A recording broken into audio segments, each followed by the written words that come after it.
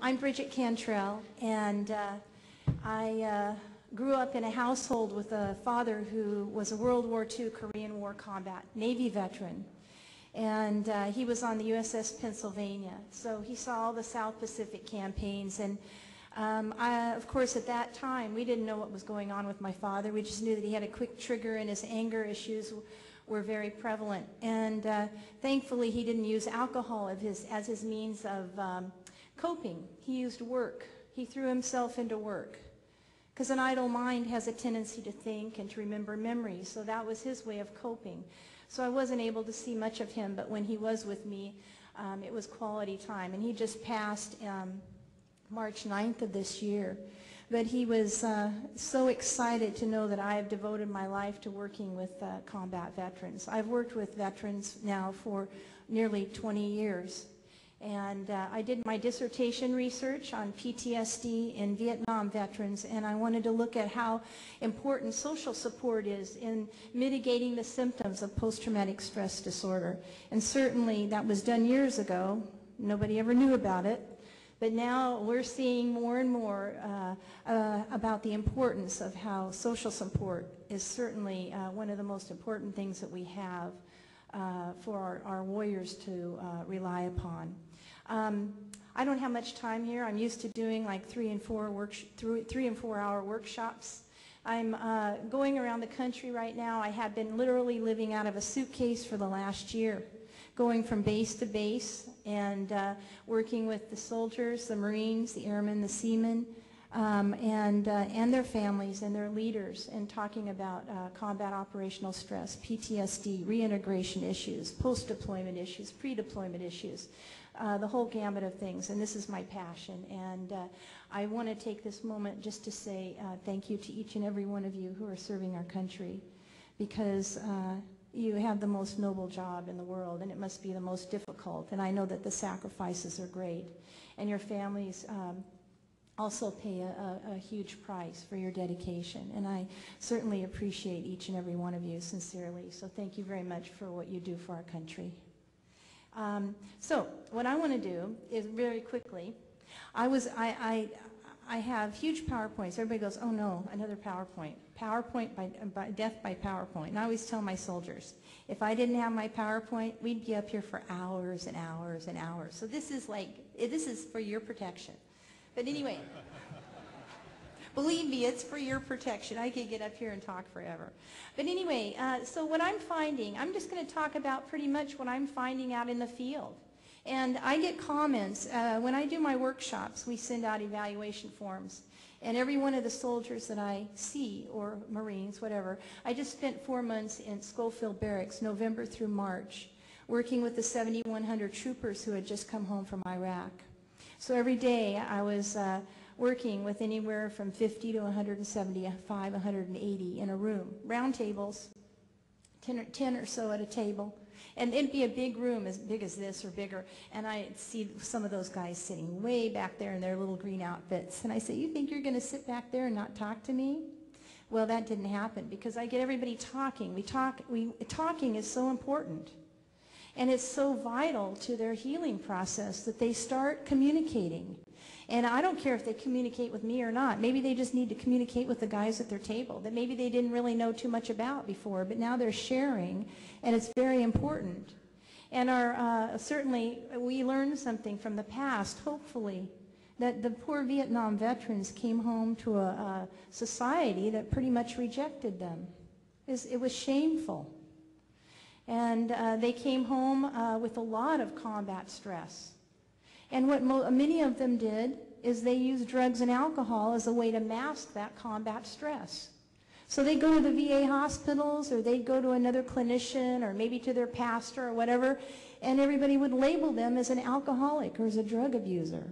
But they didn't know what was underlying that outward facade. That the underlying current was the stress that they were dealing with, the thoughts that they were dealing with, the darkness, the shadow of being a warrior. This is what a warrior does. A warrior does things that bring out the shadow part of them sometimes. Goes with the territory. So we as providers in this room must convey to those who are serving our country now, that they don't have to hide any longer. They don't have to go into hiding and push away the dark thoughts. They don't have to go in that avenue, because we've got a lot of people out here, even in this audience, that care deeply that we don't repeat history. And so what I'm finding, unfortunately, the stigmas are alive and well still for them in terms of getting treatment. Many of them are very afraid of getting treatment. And I was just telling you, I kind of skip around. It's my ADHD. Helps me with my PowerPoint too. But the Greens, when I'm doing the evaluations that I get, some of them say, you know what, I'm really glad you're not a green suit standing up in front of us. I get that all the time because they feel safe. I'm not there as a therapist.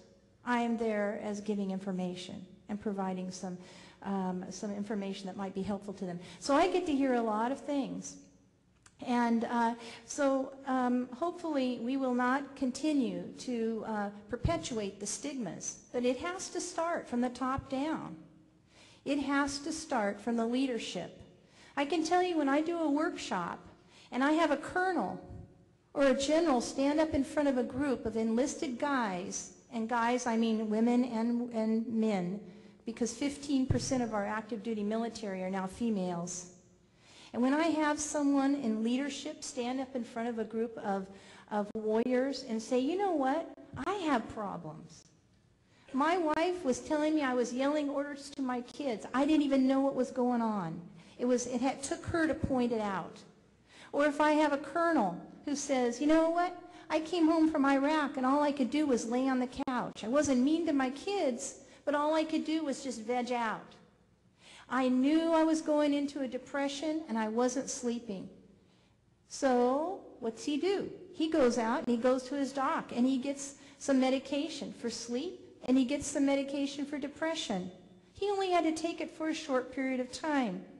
But it was enough to get his sleep cycles back in order and get his mood stabilized so that he could continue doing his duties as a soldier, which he loved doing.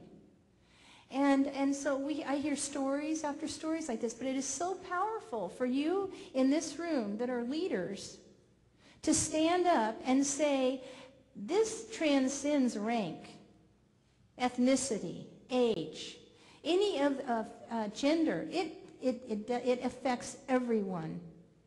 And I tell my people when they say, well, you know what, I don't have any issues. I say, you know what, then you were messed up before you ever went downrange. Really. Because how can you go downrange and do your duties as a warrior and have all this responsibility and see things that for us who have never put on a pair of combat boots would never even have any idea in our wildest mind, not even as much as I read. I mean, I'm immersed in the military culture, but I will never know. But how can you go over and do your jobs as a warrior and not come back a changed person? That's literally impossible. And change doesn't always mean a bad situation. Change increases someone's awareness of their capacities to function as a human being. You guys have been pushed beyond the limits of what you thought your capabilities were. Think about what it was like in boot camp. I'm reading this book called, oh darn, I can't think. Darn, it's a chronicle of a Marine's Devil Dog Diaries by Gunny Price. I'm reading his story of his time when he first signed on the dotted line all the way through graduation. And, I mean, talk about transformation. Even in his writing, he's transformed. By the time he gets to the end of his duration, he is a Marine. He was questioning himself before and during the process. Man, am I crazy to be doing this? By the time he got out, he was proud. And he was excited to be a part of such an elite group of men and women. And so you are going to be changed, but change doesn't have to be bad. Your families are going to change. Those on the home front change too. Expectations must be reevaluated. We have family members that think, well, as soon as you get home from Iraq or Afghanistan or wherever, Japan or wherever you've been deployed, everything's going to be back to where it was before.